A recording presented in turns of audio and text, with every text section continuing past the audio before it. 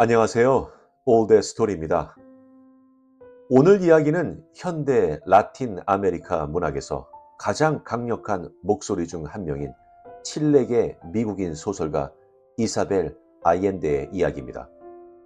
예전에 그녀의 작품을 들려드린 적 있었습니다. 참고하세요. 그녀는 정치적 통찰력, 마법적 사실주의, 그리고 깊은 인간적 감정을 조화롭게 아우르는 뛰어난 이야기꾼입니다. 그녀의 글은 평범한 사람들이 어떻게 특별한 힘을 발견하는지, 특히 언어의 마법과 인간 정신의 회복력을 통해 어떻게 드러나는지 오늘 소개 작품을 통해 보여줍니다. 오늘 소개 작품인 두 마디 말에서 우리는 벨리사라는 주인공을 만납니다. 그녀는 자신이 진정으로 소유할 수 있는 유일한 것, 즉 단어를 팔아 가난에서 벗어난 여성입니다. 그녀의 재능은 두려움에 떨던 어느 한 대령의 관심을 사로잡았고, 그는 그녀에게 운명을 바꿀 연설문을 써달라고 부탁합니다. 그럼 어떠한 이야기가 펼쳐질지 편안한 마음으로 감상하세요. 두 마디 말, 이사벨 아옌데.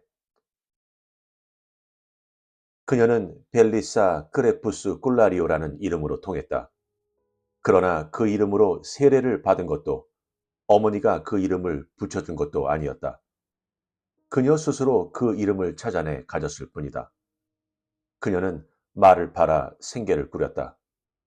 추운 산악지역에서 뜨거운 해안까지 온 나라를 돌아다녔다.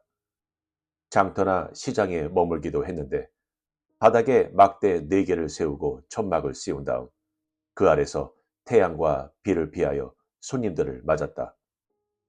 방방곡곡을 돌아다녀 그녀가 누구인지 모르는 사람이 없었기 때문에 굳이 상품을 광고할 필요가 없었다. 1년 전부터 그녀를 기다려온 사람들도 있었는데 그녀가 겨드랑이에 서류를 끼고 마을에 나타나면 그들은 노점 앞에 줄을 섰다. 그녀는 정해진 가격에 말을 팔았다.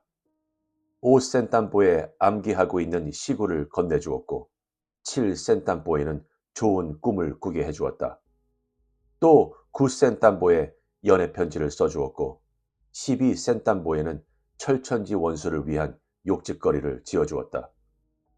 이야기들도 팔았는데 공상적인 이야기가 아니라 하나도 빠뜨리지 않고 막힘없이 암송했던 구구절절한 진짜 이야기였다. 그녀는 이렇게 한 마을에서 다른 마을로 새로운 소식을 실어 날랐다. 사람들은 아이가 태어났다. 아무개가 죽었다. 우리 자식들이 결혼했다. 수학과 곡식이 불탔다 등등 한두 줄을 덧붙이기 위해 그녀에게 돈을 지불했다. 어디에서나 그녀가 이야기 보따리를 풀어놓기 시작하면 그녀의 말을 듣기 위해 주위에 3355 구경꾼들이 모여들었고 그들은 이렇게 해서 타인들과 멀리 있는 친척들의 삶, 내전과 관련된 시시콜콜한 소식을 알게 되었다. 누구든 50센땀보를 내는 사람이 있으면 그녀는 우울함을 쫓아버릴 비밀스런 말 한마디를 선물했다. 물론 모든 사람에게 똑같은 말을 선물한 것은 아니었다. 그랬다면 집단 사기극에 해당됐을 것이다. 사람들은 각자 세상 어느 누구도 그런 용도로 그 말을 사용하지 않을 것이라고 확신하며 자신만의 선물을 받았다. 벨리사 크레푸스 꿀라리오는 자식들에게 이름조차 붙여주지 못할 정도로 찢어지게 가난한 가정에서 태어났다. 그녀는 더없이 황량한 땅에서 태어나 성장했다.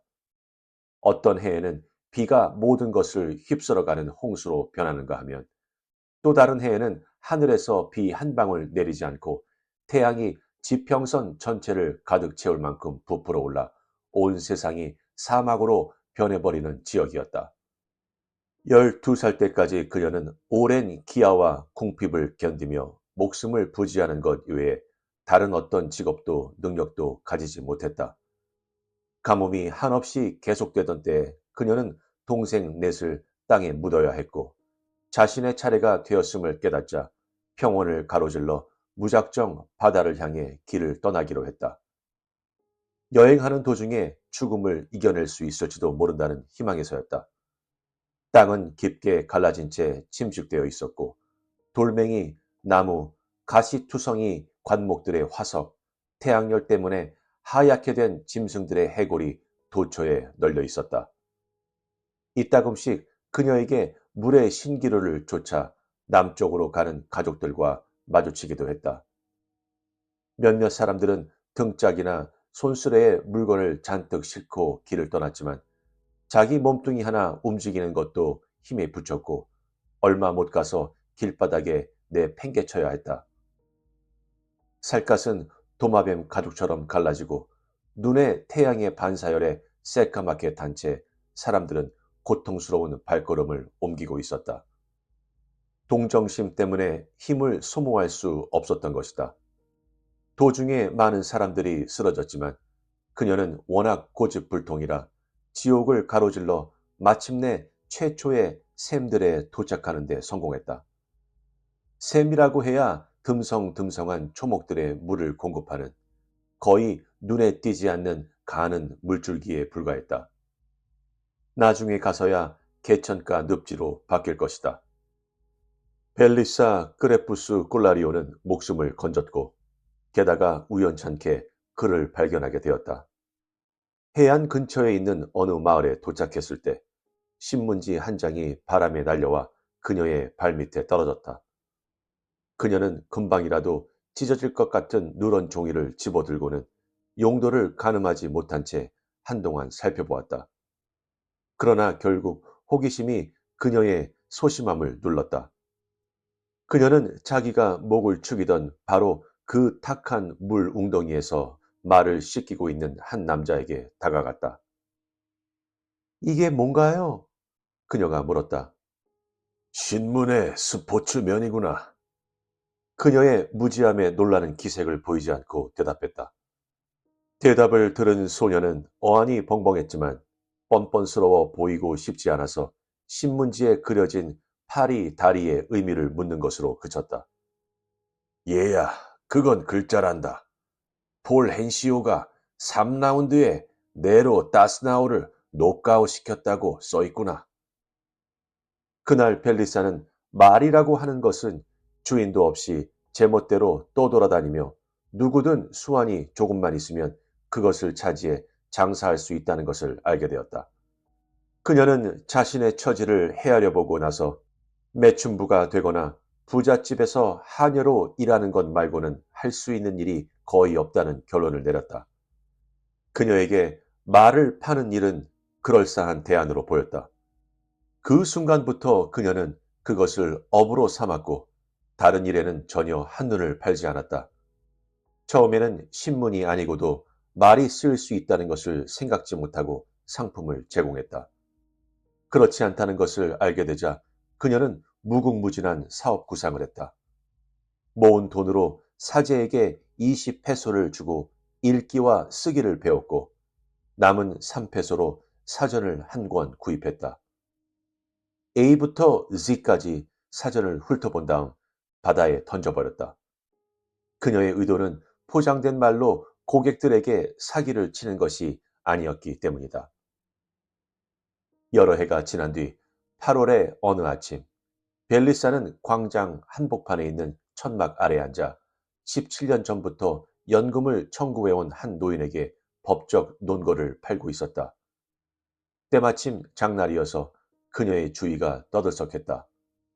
갑자기 말발굽 소리와 고함 소리가 들려왔다. 그녀는 문서에서 눈을 들어 먼저 먼지 구름을 그리고 곧이어 그곳에 난입한 한 무리의 기수들을 보았다. 단검 다투는 날쌘 솜씨와 대장에 대한 충성심으로 방방곡곡의 이름이 널리 알려진 거인 몰라또의 지휘 아래 온 대령의 수하들이었다. 대령과 몰라또 두 사람은 내전에 휘말려 인생을 탕진했고 그들의 이름은 약탈과 참화와 깊이 결부되어 있었다.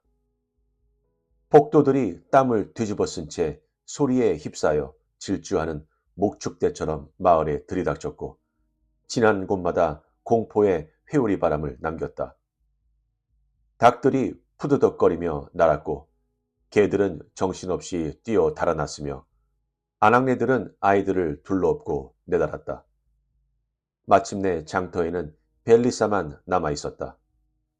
그녀는 몰라또를 한 번도 본 적이 없었고 그래서 그가 자신을 향해 오는 것을 이상하게 생각했다. 당신을 찾고 있었어. 그가 둥글게 감은 채찍으로 그녀를 가리키며 소리쳤고 그의 말이 채 끝나기도 전에 두 남자가 천막을 짓밟고 잉크병을 깨뜨리며 그녀를 덮쳤다. 그러고는 그녀의 손발을 묶어 뱃사람의 짐짝처럼 몰라또의 말 궁둥이 위에 가로 걸쳐놓았다. 그들은 언덕 쪽으로 질주하기 시작했다. 몇 시간 후에 벨리사는 말이 마구 날뛰는 통에 심장이 가루가 되어 죽을 지경이었다. 그때 그녀는 그들이 멈추어 섰고 억센 내 손이 자신을 땅에 내려놓는 것을 느꼈다. 그녀는 일어서서 머리를 꼿꼿이 세워보려고 했지만 힘이 딸렸다. 그녀는 한숨을 내쉬며 바닥에 털썩 주저앉아 희미한 잠 속으로 빠져들었다. 그녀는 여러 시간이 지나 들판에 밤이 속삭일 때 잠이 깼다. 그러나 무슨 소리인지 헤아릴 경황이 없었다. 눈을 떴을 때 몰라또가 그녀 옆에서 무릎을 꿇고 초조한 눈빛으로 바라보고 있었기 때문이었다. 마침내 깨어나셨군, 아가씨. 그녀가 술을 한 모금 마시고 완전히 정신을 차릴 수 있도록 화약이 뽀얗게 내려앉은 수통을 내밀며 그가 말했다. 그녀는 자신을 그토록 거칠게 다룬 이유가 궁금했고 그는 대령이 그녀의 도움을 필요로 한다고 해명했다. 그는 그녀가 얼굴을 씻도록 허락했고 곧바로 막사의 한쪽 끝으로 그녀를 데려갔다. 그곳에는 온 나라가 벌벌 떠는 두려움의 대상인 한 남자가 나무 두 그루 사이에 걸린 해먹에서 쉬고 있었다. 그녀는 그의 얼굴을 볼 수 없었다. 얼굴 위에 무성한 나뭇잎에 흐릿한 그림자와 불안당으로 살아온 긴 세월에 지울 수 없는 그림자가 드리워져 있었기 때문이었다. 그러나 그녀는 거구의 부관이 쩔쩔매며 다가가는 것으로 보아 분명 험상궂은 인상일 거라고 생각했다. 그녀는 교수의 목소리처럼 부드러우면서도 억양이 적당한 그의 목소리에 적잖아 놀랐다. 당신이 말을 파는 여자요? 대령이 물었다. 무엇이든 분부만 내리세요. 그를 더 자세히 보기 위해 어둠 속을 응시하며 그녀가 말을 더듬었다. 대령이 일어서자 물라또가 듣고 있던 횃불의 빛이 그의 얼굴을 비추었다. 여자는 그의 시커먼 피부와 퓨마처럼 사나운 눈을 보았고 자신이 이 세상에서 가장 고독한 남자 앞에 있다는 것을 한눈에 알아보았다. 나는 대통령이 되고 싶소. 그가 말했다. 그는 부질없는 전쟁과 온갖 협잡을 동원해서 승리로 바꿔놓을 수 없는 패배 속에서 그 저주받은 땅을 돌아다니는데 지쳐 있었다. 그는 모기에 뜯기며 노천에서 잠을 자고 이구아나나 뱀 수프를 먹으며 여러 해를 보냈다. 그러나 그런 사소한 불편은 그의 운명을 바꿀 만한 충분한 이유가 되지 못했다. 실제로 그를 괴롭힌 것은 다른 사람들의 눈에 나타난 공포였다. 그는 형형색색의 깃발과 꽃들에 둘러싸인 채 개선문을 통해 마을에 입성하고 싶었다. 마을 사람들이 그에게 환호를 보내고 신선한 달걀과 갓 구운 빵을 선사하길 바랬다. 그는 자신이 지나갈 때마다 남자들은 주랭랑을 치고 여자들은 혼비백산에 유산을 하며 갓난아이들은 몸을 부들부들 떠는 걸 보는 게 지긋지긋했다. 그래서 대통령이 되기로 결심했던 것이다. 물라또는 허락을 구하지 않고 대통령의 궁으로 진격하자고 그에게 제안했다. 그러나 대령은 또 다른 폭군이 되고 싶지 않았다. 폭군이라면 이미 널려 있었고 더욱이 그런 식으로 사람들의 호감을 살 수는 없을 것이다. 그의 생각은 12월 선거에서 국민투표로 대통령에 선출되는 것이었다. 그러려면 대통령 후보로서 말을 해야 하오. 나에게 연설에 필요한 말을 할 수 있겠소? 대령이 벨리사에게 물었다. 그녀는 지금까지 숱한 의뢰를 받아보았지만 이런 경우는 생전 처음이었다. 그러나 그녀는 거절할 수가 없었다. 물라또가 두 눈 사이에 총을 쏠까봐 두려웠고 또 설상가상으로 대령이 금방이라도 울음을 터뜨릴 것 같아서였다. 더구나 그녀는 그를 도와주고 싶은 충동을 느꼈다. 그녀는 자신의 살갗에서 고동치는 열기를 느꼈고 또 그 남자를 손으로 만지고 애무하고 품에 안고 싶은 강렬한 욕망을 느꼈기 때문이었다. 밤을 지새우고 다음날 한나절이 되도록 벨리사는 자신의 레퍼토리에서 대통령 유세에 적합한 말을 찾고 있었다. 바로 옆에서 물라또가 감시를 하고 있었는데 그는 방랑자 같은 그녀의 단단한 다리와 수처녀의 가슴에서 한시도 눈을 떼지 못했다. 거칠고 몸이 건조한 말, 지나친 미사여구, 함부로 사용해서 퇴색한 말, 실현 가능성이 없는 공약을 남발하는 말, 진실이 결여된 말, 막연한 말을 배제하고 나자 결국 남은 것은 남자들의 속마음과 여자들의 심금을 확실히 울릴 수 있는 말뿐이었다. 그녀는 예전 사제에게 20페소에 산 지식을 이용해 종이장에 연설문을 작성한 다음 물라또에게 나무에 그녀의 발목을 묶었던 끈을 풀어달라고 손짓했다. 부하들은 다시 그녀를 대령이 있는 곳으로 데려갔다. 그를 보자 처음 만났을 때처럼 다시 가슴이 마구 방망이질 쳤다. 그녀는 그에게 종이장을 건네주고 나서 그가 손가락 끝으로 잡고 살펴보는 동안 기다렸다. 젠장, 도대체 이게 무슨 말이오? 마침내 그가 물었다. 읽을 줄 모르세요? 내가 할 줄 아는 건 전쟁뿐이오. 그가 대답했다. 그녀가 큰 소리로 연설문을 읽었다. 고객이 기억에 새길 수 있도록 3번 읽었다. 읽기를 끝마쳤을 때 그녀는 말을 듣기 위해 모여있던 군인들의 얼굴에서 감격해하는 모습을 보았다. 또 그 정도 말이면 대통령 자리는 떼놓은 장상이라는 확신에 차 대령의 노란 두 눈이 열정으로 이글거리는 것을 알아챘다. 같은 말을 3번 듣고도 군인들이 여전히 벌어진 입을 다무지 못하고 있다면 이 말은 틀림없이 도움이 됩니다, 대령님. 물라또가 맞장구를 쳤다. 좋아요, 아가씨. 이 일에 대해 대가로 얼마를 주면 되겠소? 대장이 물었다. 1페소요, 대령님. 비싸지 않군. 가장 최근에 손에 넣은 다른 전리품과 함께 허리춤에 차고 다니던 쌈지를 열며 그가 말했다.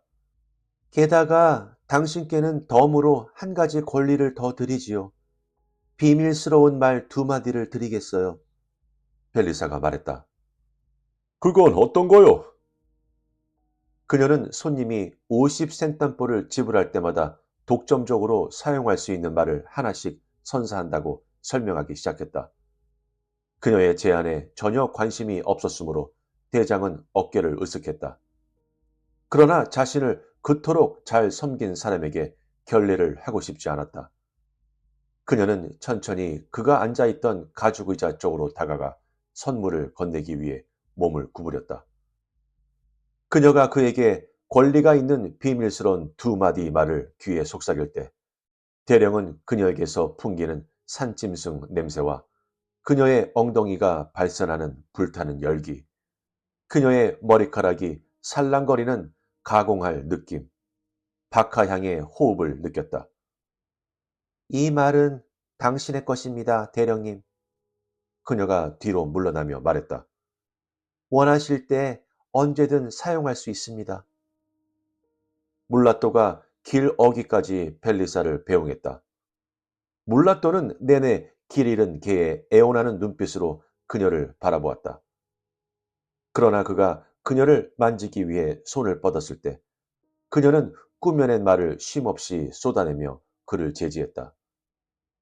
그녀의 말에는 그의 욕망을 잠재우는 효력이 있었다. 그가 어떤 돌이킬 수 없는 저주라고 믿었기 때문이다. 9월, 10월, 그리고 11월에 대령은 연설문을 수없이 낭독했다. 눈부시게 빛나는 영원 불변의 말로 만들어지지 않았다면 너무 사용한 나머지 재가 되었을 것이다.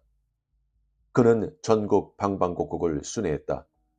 그는 자기에게 표를 던지라고 유권자들을 설득하기 위해 개선 장군처럼 도시에 입성했다. 또 쓰레기의 흔적만이 그곳에 사람이 살고 있다는 것을 알려주는 가장 낙후된 오지 마을에도 발걸음을 했다. 그가 광장 한복판이 연단 위에서 연설하는 동안 물라또와 그의 수하들은 사람들에게 캐러멜을 나눠주고 벽마다 금빛 서리로 그의 이름을 그렸다. 그러나 아무도 그런 장사꾼의 수단을 거들떠보지 않았다. 왜냐하면 사람들은 대령이 내놓은 제안의 명료함과 그의 주장의 시적 광의에 매혹되었고 역사의 오류를 바로잡겠다는 그의 강력한 의지에 감화되었으며 또 난생 처음 희열을 맛보았기 때문이었다. 후보의 연설이 끝나자 군인들은 공중에 권총을 발사하고 폭죽을 터뜨렸다. 마침내 그들이 물러간 뒤에는 혜성의 장대한 기억처럼 여러 날 동안 공중에 떠 있을 희망의 흔적만 남았다. 곧 대령은 가장 인기 있는 정치인으로 되었다. 상처투성이 내전에서 등장했고 교수처럼 말하는 그 남자는 결코 유래를 찾아볼 수 없는 현상이었다. 그의 명성은 조국의 심장부를 강타하며 전국 방방곡곡까지 퍼져나갔다. 신문을 그에 관한 기사로 채워졌다. 신문 기자들이 그와 인터뷰하고 그의 구절들을 되풀이하기 위해 멀리서 찾아왔다. 이렇게 해서 갈수록 그의 추종자들과 적들의 수가 늘어났다. 잘 되어가고 있습니다, 대령님. 12주간의 성공적인 유세를 마쳤을 때 물라또가 말했다. 그러나 후보는 그의 말을 귀담아 듣지 않았다. 그는 비밀스러운 두 마디 말을 되뇌고 있었다. 이런 일이 갈수록 빈번해졌다. 향수에 잠겨 있을 때에도 그 말을 했고 잠들어서도 그 말을 중얼거렸다.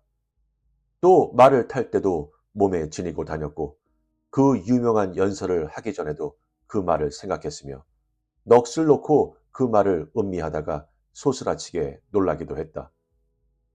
그는 두 마디 말이 마음속에 떠오를 때면 언제나 그는 벨리사 크루푸스 꿀라리오의 존재를 떠올렸고 산 냄새, 불타는 열기, 살랑거리는 머리카락, 박하향의 호흡에 대한 기억과 함께 그의 모든 감각이 일제히 깨어났다. 그러다가 급기야는 몽유병자처럼 떠돌아다니기 시작하자 그의 수하들은 대통령 자리에 오르기도 전에 그가 생을 마감하는 게 아닌가 걱정했다. 대령님, 무슨 일이십니까? 물라또가 그에게 수없이 물었고 마침내 어느 날 대장은 더 이상 버틸 수 없었는지 자기가 제정신이 아닌 것은 두 개의 비수처럼 복부에 박혀있는 그 두 마디 말 탓이라고 털어놓았다. 그 말들이 정말로 대장님의 힘을 잃게 하는지 확인해보게 말해보세요. 충직한 부관이 그에게 청했다. 자네한테 말하지 않겠네. 그 말들은 오직 나만의 것이야. 대령이 반박했다. 대장이 사형 선고를 받은 사람처럼 날로 악화되어 가는 것을 보는데 지친 몰라또는 어깨에 총을 둘러매고 벨리사를 찾아 길을 떠났다. 그는 그 광활한 지역을 샅샅이 뒤지며 그녀의 발자취를 뒤쫓았고 마침내 남쪽의 한 마을에서 업무용 천막 밑에 앉아있는 그녀를 발견했다. 나와 함께 가셔야겠소. 그가 명령했다. 그녀는 그를 기다리고 있었다. 그녀는 잉크병을 집어들고 노점에 천막을 접은 다음 어깨에 쇼를 걸치고는 말없이 말에 올라탔다. 그들은 가는 내내 서로 말 한마디도 주고받지 않았다. 그녀를 향한 물라또의 욕망은 이미 분노로 변해버린 뒤였고 단지 그녀의 말이 불러일으키는 두려움만이 채찍질로 그녀를 갈갈이 찢어놓지 못하게 막고 있었기 때문이었다. 또한 그는 대령의 정신이 혼미해졌으며 그녀가 귓가에 속삭인 환술이 숱한 세월의 전쟁도 이루지 못한 것을 해냈다고 말할 용의가 없었다. 그들은 사흘 뒤에 막사에 도착했고 물라또는 모든 군인들이 지켜보는 가운데 즉시 포로를 대통령 후보 앞에 데려갔다. 대장님은 이 여자에게 말을 되돌려주고 이 여자는 대장님께 남자다움을 되돌려주도록 이 마녀를 데려왔습니다, 대령님. 그는 여자의 목덜미에 총구를 겨누며 말했다. 대령과 벨리사는 멀찍이서 절도를 지키며 오랫동안 서로를 바라보았다. 그때 그의 부하들은 이미 대장이 저주받은 그 두 마디 말의 마법에서 벗어날 수 없다는 것을 깨달았다. 그녀가 다가가 그의 손을 잡았을 때 모두들 퓨마의 누처럼 사나운 그의 눈이 온순해지는 걸 볼 수 있었기 때문이었다.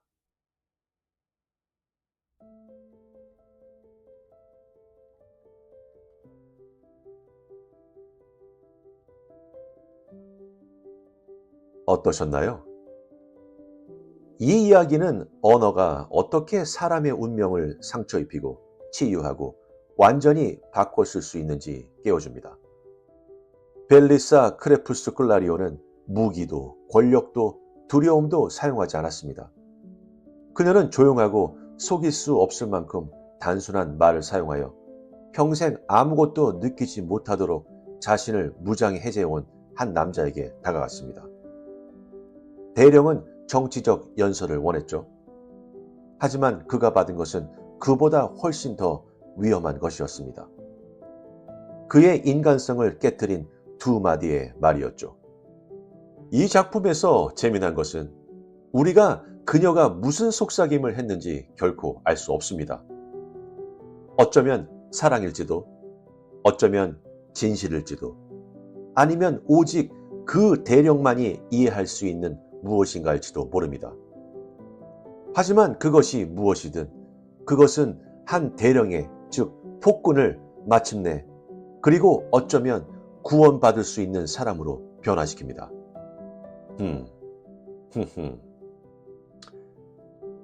깊죠? 정말 그 두 단어가 어떤 말인지 정말 궁금합니다. 어떤 말을 했을까요? 그렇다면 여러분께서는 누군가의 여러분의 인생을 바꿀 수 있는 비밀 단어 두 개를 속삭였다면 여러분들은 그 단어가 무엇이었으면 좋겠습니까? 저 같은 경우는 영상 좀 자주 올려! 라는 말 같은데요. 네, 더 노력하겠습니다. 여러분의 단어도 알려주세요. 구독과 좋아요는 영상 제작에 많은 힘이 됩니다. 감사합니다.